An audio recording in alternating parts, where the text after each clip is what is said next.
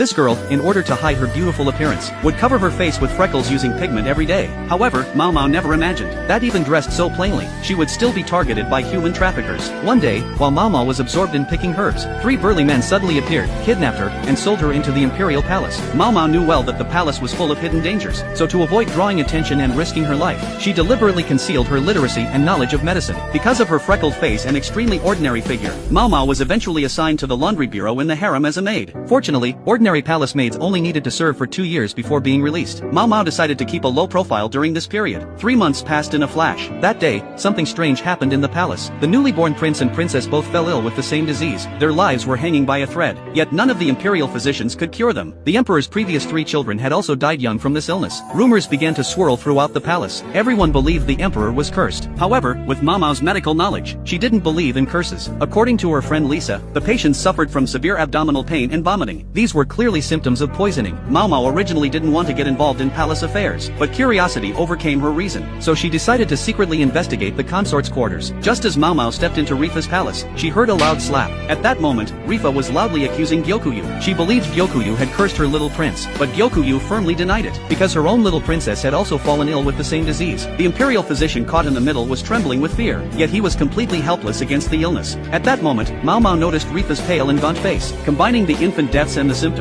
she immediately identified the cause of the illness. As Mao Mao muttered about needing something to write with,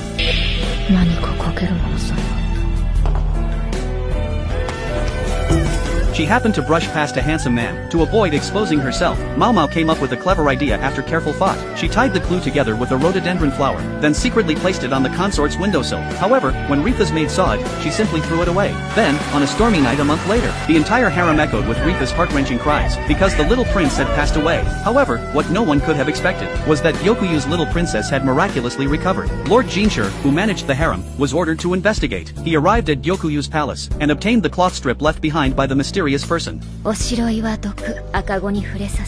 that moment, Gyokuyu kept repeating the words written on the strip. Neither of them could have imagined that the whitening powder women used for beauty was the true culprit. Jinshur didn't know where to begin the investigation, but suddenly, he remembered the maid he had brushed past a month ago.